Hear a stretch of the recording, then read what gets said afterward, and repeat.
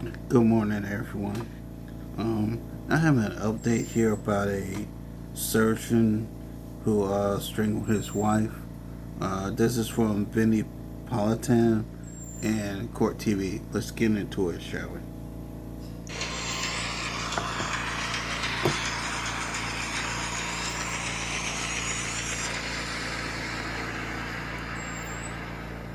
I'm Vinny Politan. The subject of my investigation is a man who seemed to have it all. A former Olympic athlete, a world-renowned surgeon. His name, Dr. Ingolf Turk, but most people call him Harry. He also had a wife named Katie until he strangled her. Here's the story.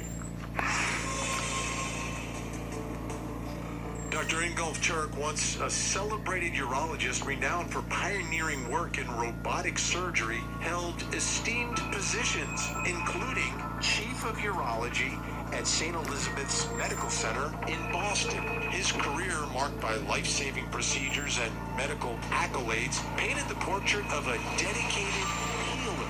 However, this facade crumbled in May of 2020 when Turk was accused of a heinous act, the murder of his wife, Katie McLean.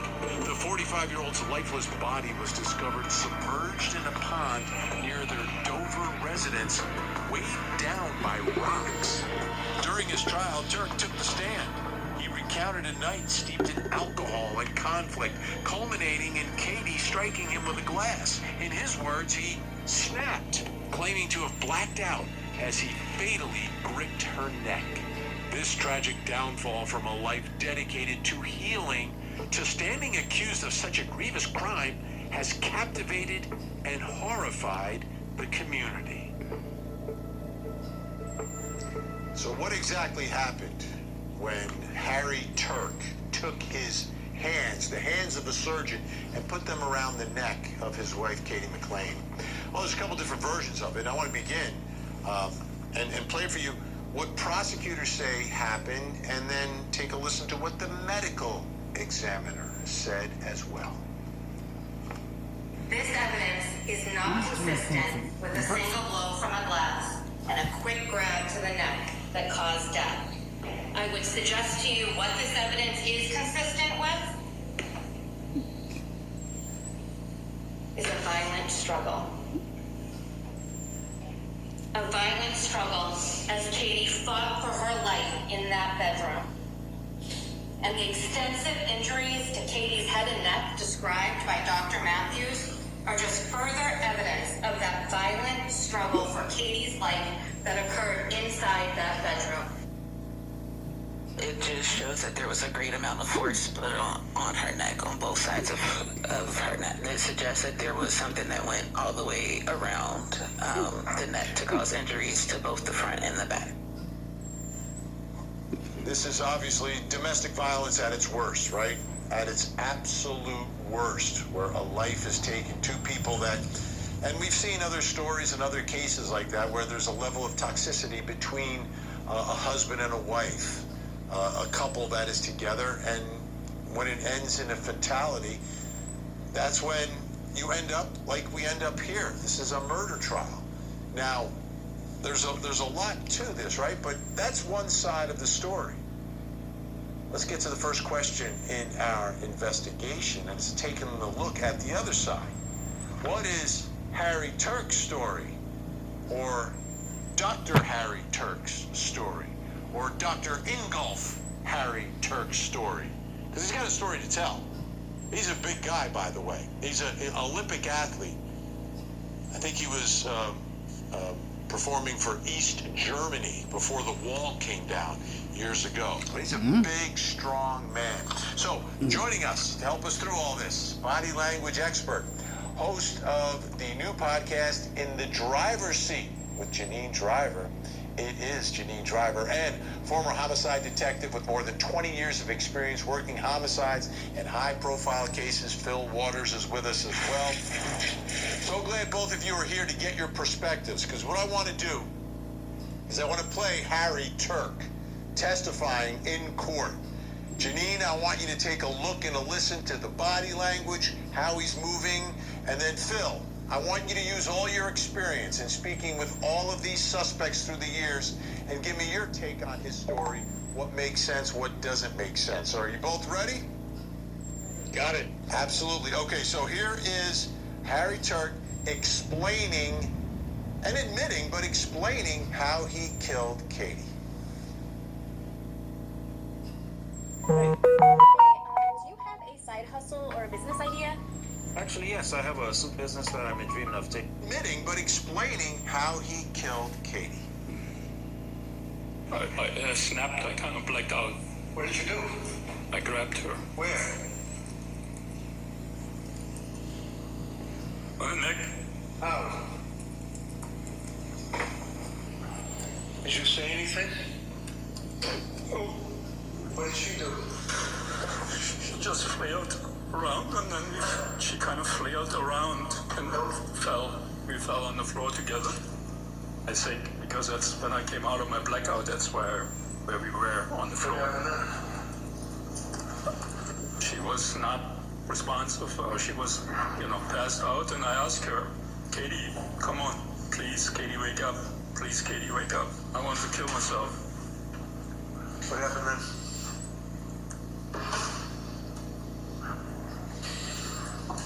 I decided that I needed to put her somewhere else. Why? One of the main thoughts that I do remember is that I can't have her children find her. So what did you do? I carried her out of the house. And after he carried her out of the house, he put rocks in her clothing and sunk her, or tried to sink her to the bottom of that pond. Okay, Janine Driver, starting with you, what did you see? What did you hear? Obviously, he's not originally from this country, so there is that East German accent, but what did you see and hear? Well, first of all, he's looking down a lot, and when we look down, Vinny and you at home, this is nature's brake pedal. He's stopping visual impact, and when we do that, it allows our brain to process information while we're thinking about it. It's connected often with a shame or guilt, emotion, submission, but yet we had Susan Smith do the same thing, looking down when she, murdered her 2 young kids and put them in a car and drowned them. We saw her looking down. So this is also connected to this self-serving, self-soothing part of our, in serving part of our brain. This is what's interesting with his words here, Vinny, and you at home, which is this. He says numerous times, this is what I remember. What I remember is this. And it's often called giving evidence before it's asked. He's saying this a lot. When someone tells me, here's what I remember, the first question I'm thinking, Vinny, and you at home, and Phil, is, what don't you remember? Because it's unnecessary for him to say that. He could just simply say, I woke up, I did this, I said that. Now, it is interesting, he said we fell to the floor. We implies a relationship still at that point. So for me, we do see authentic sadness. We don't know if he's sad because he's in this situation or if he's feeling guilty or some shame about what he did. But the language certainly hitting home, this is what I remember, this is what... Lance Armstrong, really quick, Vinny. Lance Armstrong went on Oprah to admit cheating and taking steroids, and he said before the Oprah interviews aired, he said to the AP press, I told Oprah to go wherever she wants and be open, honest, and candid. That's all I can say. As soon as I hear someone say that language, I say, great, what can't you say? What don't you remember? And we're not hearing that question here. And just a quick follow-up, Gene, how about on the 2 key issues here, the blacking out and the snapping? Like he snapped, I blacked out. Yeah, so I is ownership. I mean, oftentimes when people lie, they won't say an I, they'll say a you statement. You have too much to drink. You get in a fight with someone. You wake up, you forget things. He's not doing that here. He does say I, which is ownership, which leads me to believe it possibly could be true. There are no, for me, deceptive hotspots right here out of the gate just yet, but we do see some in a bit. And again, we don't know what the catalyst is for what we're seeing and hearing right here. Okay. But language and body language matches up with someone that could potentially feel guilty. Phil Waters, what did you see? What did you hear? What didn't you hear from this defendant? Well, great to be with you all, Vinny. I will tell you, you kind of, as a detective, I'm going to do a psychological autopsy on a guy like him and on all my suspects. But, I mean, look, the guy gets drunk, he gets married to a gal he meets in Vegas 18 years his junior in a drive-through chapel. What could go wrong, right? I would say in regards to the testimony here, look, when he gets to the point about forgetting or blacking out, I had a case like this. Husband strangles his wife and claims alcoholic amnesia. And so he's running you right up to the event, and then he does not want to talk about what happened at that point. And then he will tell you what happened after she's dead. Now, his big mistake here, I think, he's obviously trying to mitigate this thing. He doesn't want it to be a murder. He doesn't want to be convicted for murder. I don't know if they have a lesser included of manslaughter in this particular case, but he's trying to mitigate what happened. That's understandable. I don't detect any deception here. There may be some aversion of not wanting to talk and tell the whole story.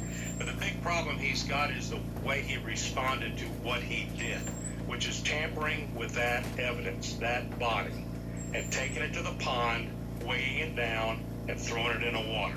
That's his biggest problem, and that's a hurdle I don't know if he's going to be able to get over. I mean, he can explain this as a crime of passion, at a moment of passion, and that would be fine if he hadn't put her in a pond. All right. Yeah, you're supposed to know the body is premeditated. Coming up next, what is Turk's defense? There was a lot of confusion, a lot of shock, a lot of grief. Confessing to a murder on camera. We're here to try and understand the mindsets behind your actions in this case. It sounds like you lost control of yourself. Not at all. No, not at all. I'm done with this interview. That's so conniving. You understand that? I'm your worst nightmare, David. Interview with a Killer, a special 2-hour season premiere. Sunday, 8 Eastern and Pacific, only on Court TV. There was a lot of confusion, a lot of shock, a lot of grief. I just went through a trauma myself. I mean, it was a very traumatic event. I just was in shock. The event was traumatic to you. Yeah, I didn't like to cause the death of another human being. I spent all my life to save lives. It's incredible here, right? You're talking about a surgeon. A surgeon. And we always talk about the hands of a surgeon, right? You know, sometimes you shake hands with them. Their hands are really, really soft, and they're so delicate and so precise, and they can do all these things. Well, the hands of this surgeon took the life of his wife. He's admitted that. The question is, what exactly is it? Take a listen to what prosecutors say it is. Ladies and gentlemen, I suggest that is not heat of passion. It is not self-defense. It is motive to kill. And the defendant's text to Kurt Vandensteel after the murder is further evidence that the defendant did not snap and kill Katie and then instantly regret it like he wants you to believe. That text shows his constant and enduring belief that Katie was a vindictive devil. And it shows his motive to kill her. To get rid of her so that he would not have to go through another divorce and he would not lose his house again. He had a choice to stop as she was fighting, and he did not. In those moments, he made the choice to keep going and to kill Katie. And I suggest to you that is intent. Like every other trial, there are two sides, two arguments to be made in all of this, and that brings us to the next question in our investigation. What is Turk's defense? Right? He's admitting taking her life, but what exactly is his defense, and how are they trying to prove it inside this courtroom? Joining me, Court TV field reporter Cody Thomas and Massachusetts criminal defense attorney Joseph Krowski Jr. All right, great to see you both. I'll start with you, Cody. So what are Turk and his defense team, what are they saying? What is their defense here? Well, pretty much Vinny Turk has told the court that he never intended to kill his wife, Katie McLean. He says it was just a drunken argument that got heated and essentially went too far. Over his head before before he, quote, blacked out and then he started strangling her. He also told the court that he was scared to death. Actually, scared to hell was his exact words that he used on the stand. And he also told the court that while he was strangling her, she flailed until she passed out. But even with all of that, Vinny, he still says that he never meant to kill her. Take a listen to some of his emotional testimony on the stand.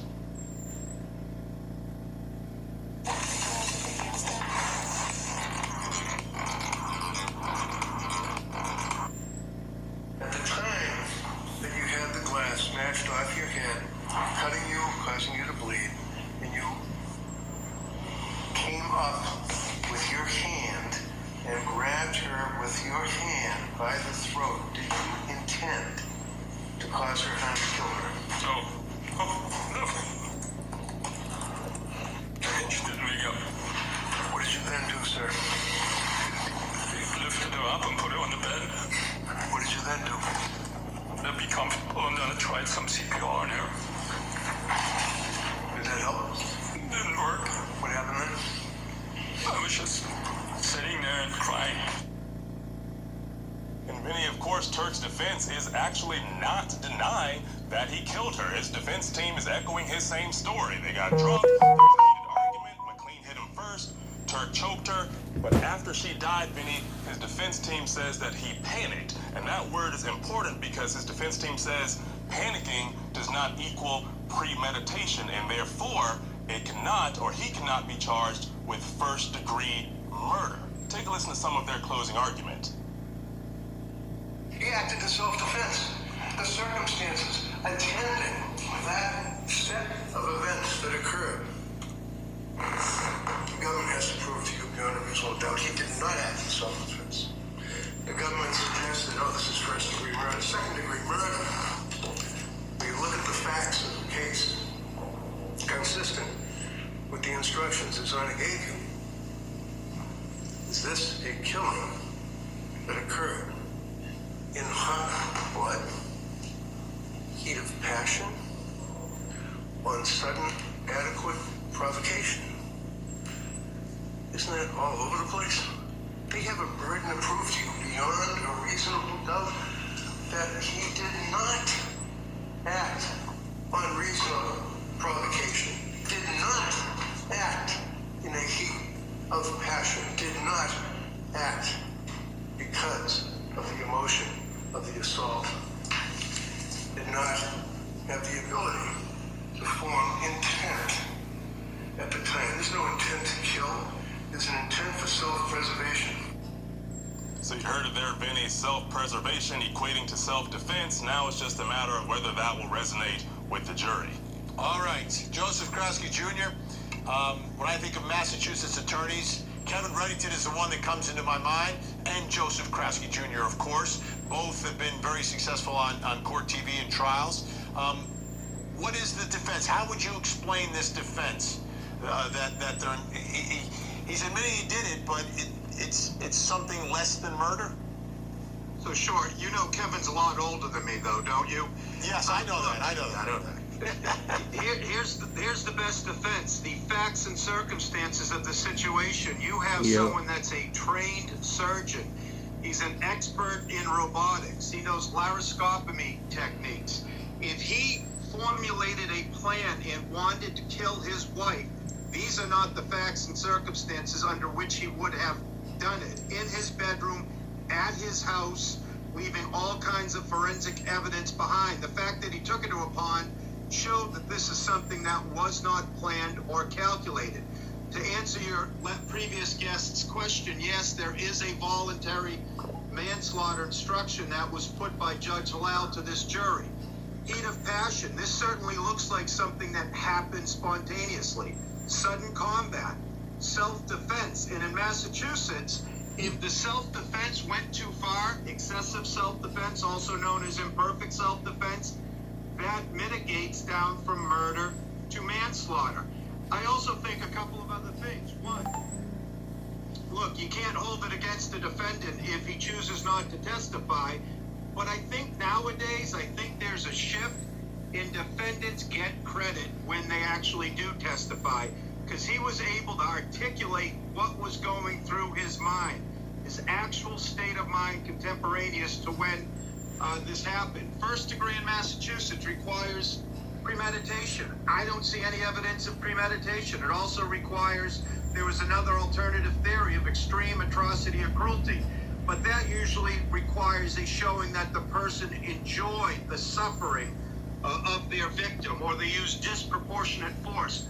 None of those were present here. So I think the defense is to either get an outright acquittal or to shoot for that voluntary manslaughter. And I think Attorney Reddington did a really nice job in his closing, tying all that together. Well, explain to us the difference, what it means to Harry Turk. If he's not convicted of murder, but of something less, of these other options, how much time is he talking about? Is he still going to die in prison?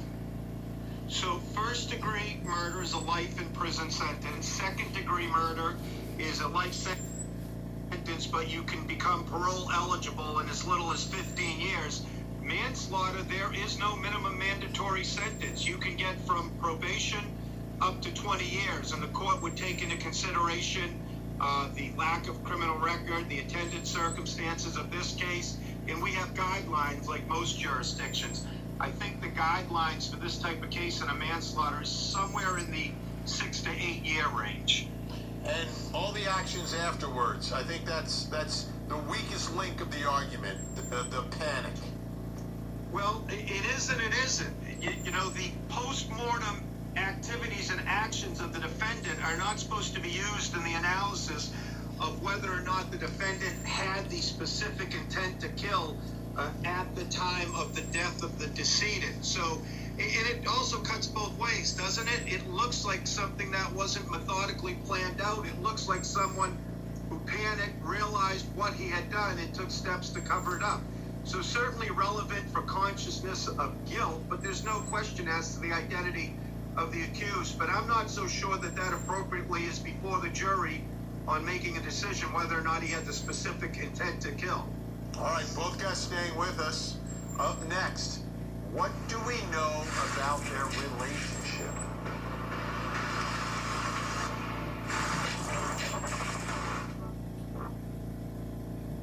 Do you run a company like one of these? You need to buy stuff like this so you can put on events like these? Then you need to go here. EventStable.com, your source for quality wholesale event equipment. Visit us today for a fast quote from a friendly sales rep and check out our free shipping deals. Event Stable.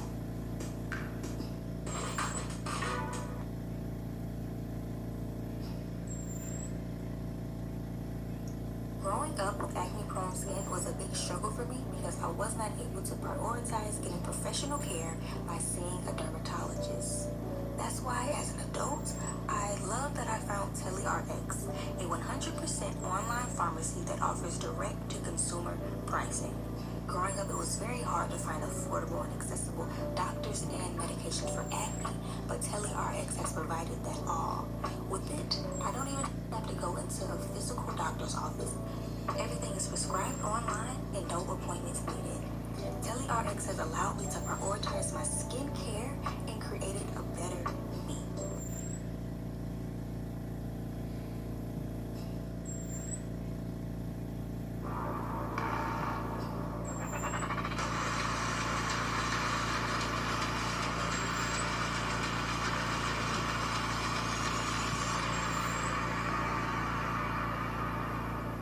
I'm Vinny Politan. We continue our investigation of Dr. Ingolf Harry Turk, a surgeon who used his hands not to save a life, but to take a life when he strangled his wife Katie to death.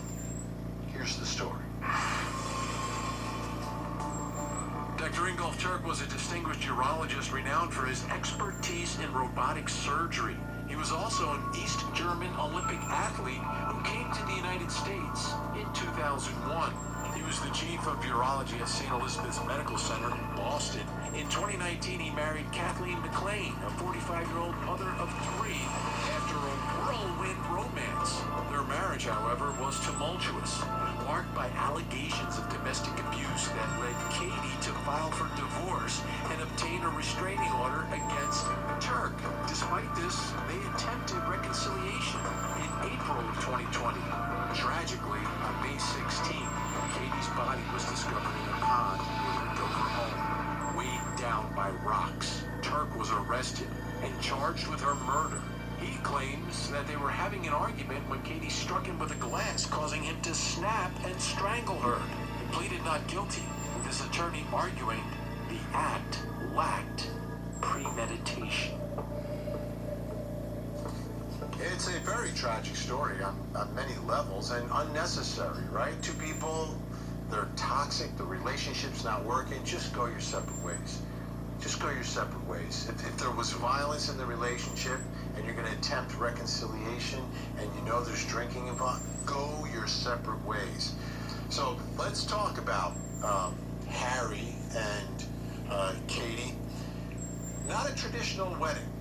It wasn't. And Harry Turk on the witness stand described the circumstances surrounding when they got married. Take a listen.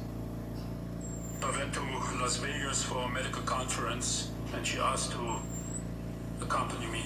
Now, who obtained the marriage license? Katie. How did she do that?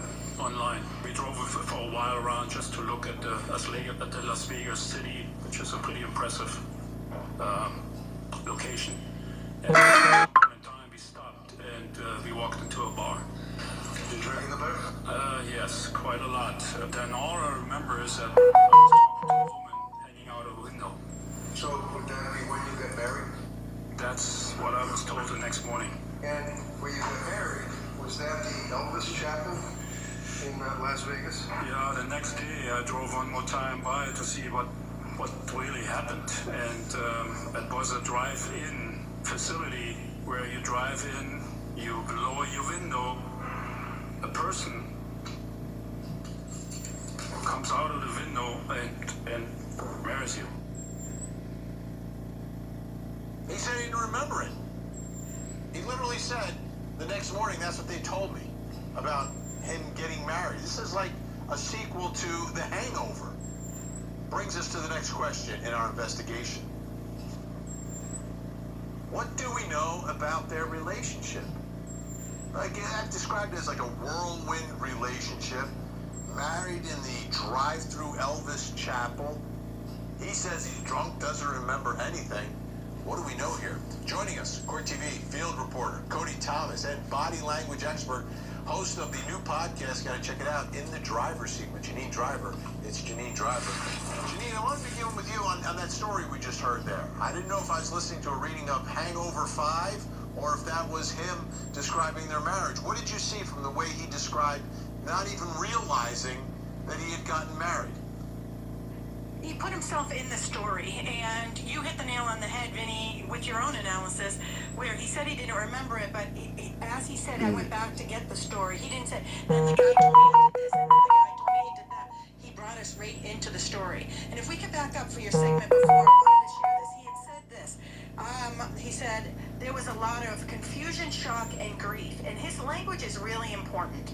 When we go back and we say, there's a lot of confusion, shock, and grief, in my segment, a couple segments back, I told you when pronouns are attached, we are connected to the story. So how he's telling different parts of this night is critical for us to pay attention. When the pronouns drop, this is huge. Who did this? Chris Watts. He said there was a lot of emotion. Things just happened so fast. Remember Chris Watts, the family annihilator, right? Scott Peterson killed his pregnant wife, Shanann, and their unborn son, Connor. It's a horrible situation. There was a lot of grief. Casey Anthony, there was a lot going on. She was charged with murder, found not guilty. Everything was just happening. Now let's go back to what he said. He said, a lot of confusion, shock, and grief. Let me play devil's advocate.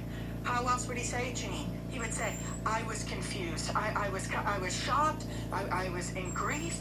And we don't have that. We have a little bit of it a little later. But what he's doing here is he's telling us, but here's the difference. Let me just interrupt myself, which is he's already admitted to it.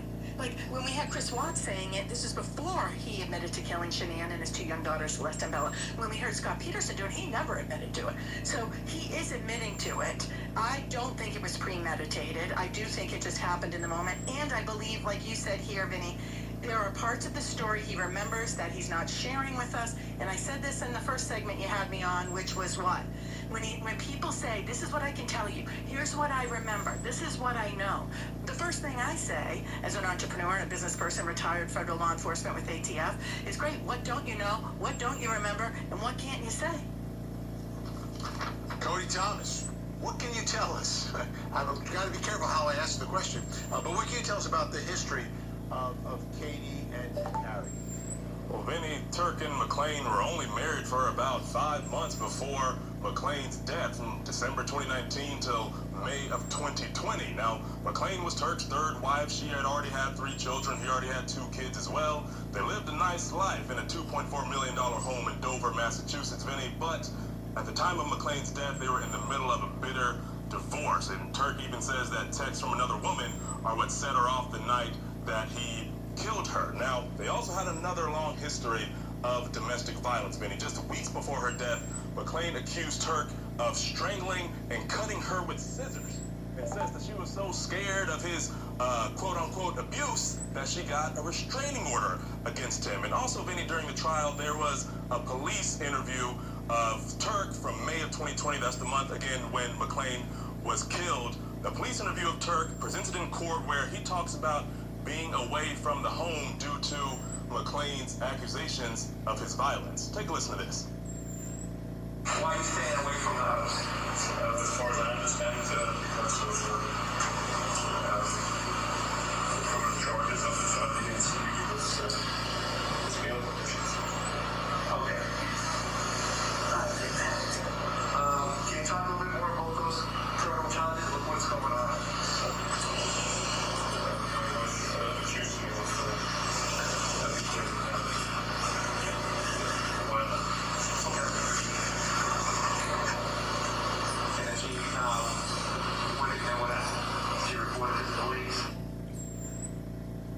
In another incident in February of 2020, just 2 months after their wedding, Turk was also facing more charges that he strangled McLean and also, again, cut her with those scissors. So they did have a very tumultuous relationship, to say the least. What I want to do, Janine, I have another piece of his testimony I'd like you to analyze. Here he is talking about what he did after he took her life. This is the simplest way to silence snoring at home. I tried these popular anti-snoring solutions so you don't have to. And there's only one that worked. Mouth tape is just plain dangerous. Ever tried taping your mouth shut at night? Look, I did, and I woke up in panic, ripping it off just to breathe.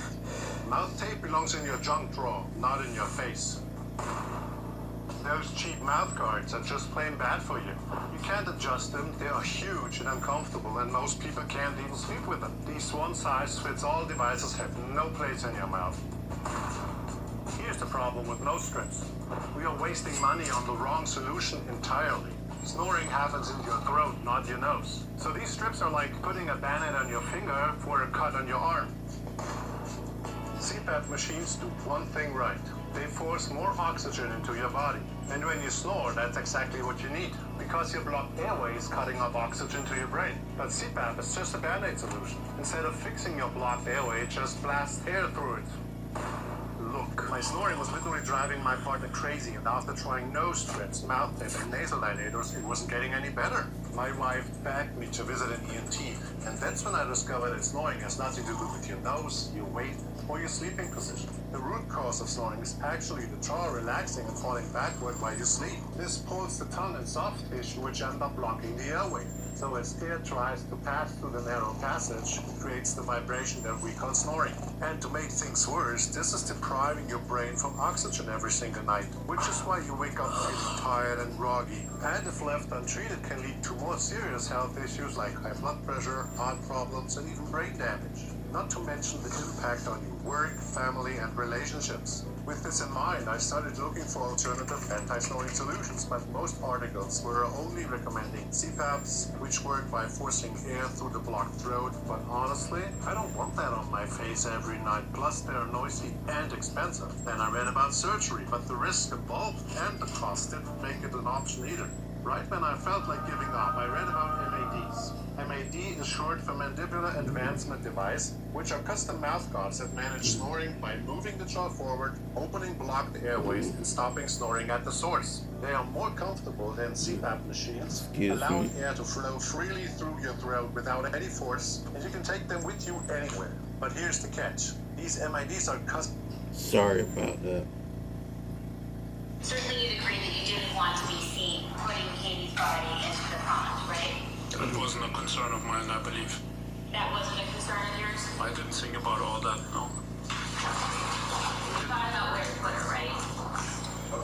I was thinking about not having her being found in the house by her children, yes. I was very careful with her. I just walked into the pond. I walked into the pond and put her gently down.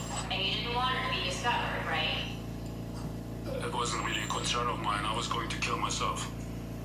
But then why did it matter whether or not she was going down?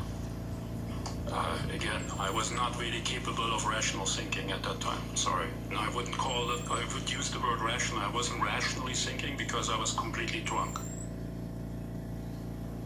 Okay, Janine, what'd you see there? I'm going to make it short and succinct. That's what I heard. He said, it's not what I believe. I didn't do it to avoid getting in trouble or avoid being seen. It's not what I believe. That's like you saying to me, Janine, I heard you have 6 daughters. And I go, no, I don't have 6 daughters. That's not what I believe. No, I have 3 sons, right? I tell you who I am. I don't tell you who we are not. Nixon said, I am not a crook. We tell people who we are. We don't tell people who we're not. This, I believe, right here, that's the smoking gun on this. Of course he was doing it to avoid being caught. Come on now. Yeah, that's what you call a bad fact for Ingolf Turk, what he did after the fact as opposed to what he did before. So Janine, it'll be up to a jury, right, to analyze him and to figure out what they believe, what they don't believe. But there's also the likability factor to it. And what's your take? What sort of vibe are you getting from him on that witness stand? Listen, I don't find him to be all that likable. I find him to be smug. I find his sadness is authentic, but he's sad because he just got caught? Sadness is hard to fake. You can fake a smile. You can't fake sadness. Why? It's controlled by the limbic system part of our brain, the same part that connects with fear and love. That's why when someone says they love you and you're like, I don't really feel it because it's fake love. It comes from the limbic system if it's authentic. So his sadness is authentic, but I don't think he comes across as likable at all. I think he comes across as arrogant. And one last thing, I was in a toxic relationship and I woke up in the middle of the night and his hand was over my mouth with a grip like this, grabbing my hand, my mouth. I thought it was like attacked by a serial killer. And do you know why? It was because I was snoring and this guy was a toxic person. And for the people listening at home, if you're in a toxic relationship, reach out for help. Reach out to me, to anyone. Do not go back to a toxic, dangerous relationship. Because here's the difference. Your hand on someone's throat or your hand over someone's mouth. Oh, I didn't know I was doing that. You know what the difference between danger and death is, Vinny? 1 second, too long. 1 second, too long. Do not go back. Get help. And don't feel shame about it. Hey, I teach this for a living and I got into a relationship where it was toxic. And that, by the way, this was in 2024. So this was last year. It wasn't 10 years ago. And I wrote the book, You Can't Lie to Me, and I didn't see it, right? Overly charming is alarming. These toxic people can be overly charming. Overly charming is alarming. You know, don't beat yourself up about it. Just get help and get out. If it happens to me, it can happen to you. 1 second too long goes from danger to death. Make sure you check out In the Driver's Seat with Janine Driver. Great new podcast. Cody Thomas, great job as always. Thank you. Still to come. What was going on with Katie and Turk's friend? Something strange here. Would you agree, sir, that you were in love with Kate McLean? Lori Daybell. Already convicted for the murders of her children. Doomsday Cult mom is now lawyer Lori. She's representing herself. On charges of conspiring to murder her 4th husband. She said I can murder you now. She really thinks she's equipped to try this case. She appears very sure of herself. I have real trial experience. It's going to be a strange trial. We'll see how And it has been. Cult Mom Conspiracy Trial. Live coverage weekday mornings. Only on Court. Oh, if y'all want to hear some crazy mess, it's the trial of Lori Daybell. If you want to see crazy.